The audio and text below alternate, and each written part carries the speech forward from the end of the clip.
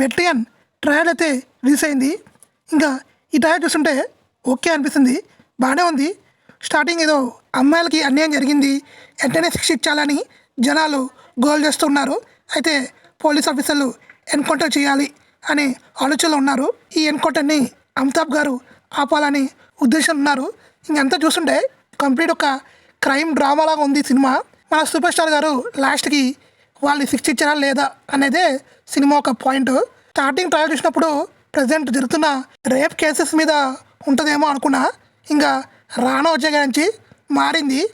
నాకైతే కన్ఫ్యూషన్గా ఉంది స్టోరీ, పెద్దగా ఏం చెప్పలేదు. ట్రయలర్లో రానా గారి సినిమాలో నెగిటివ్ రోల్ చేస్తున్నారేమో, ఎందుకంటే నెగిటివ్ షేర్స్ చాలా ఉన్నాయి. ఇంకా ఫరక్ ఫాజీ కూడా నెగిటివ్ రోల్ ఏమో అనుకుంటున్నా, తను కూడా అలా ఉంది, చూడాలి మరి సినిమాలో. ఇంకా రితికా శెట్టి పోలీస్ ఆఫీసర్కి అయితే చాలా బాగా చేస్తుంది. ఇంకా మన మంజు వారియన్ అయితే పెద్దగా చూపించలేదు, ఏదో 2 షాట్లు పడినాయి అంతే. కొంచెం సాడ్గా 2 షాట్లు పడినాయి మంజు వారియవి.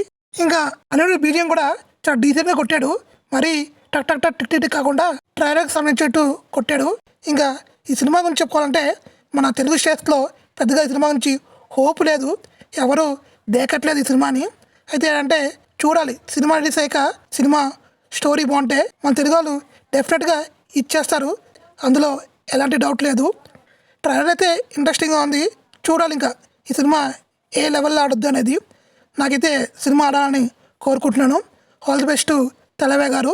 జ్ఞానవేల్ జేబీమ్తో మొత్తం ఇండియానే షేక్ చేశాడు, ఏకంగా ఆస్కర్ల వరకు వెళ్ళాలి అనే డిమాండ్ వరకు వచ్చింది జేబీమ్. ఇంకా ఈ సినిమా అయితే పక్క కమర్షియల్ క్రైమ్ డ్రామాగా అయితే రాబోతుంది.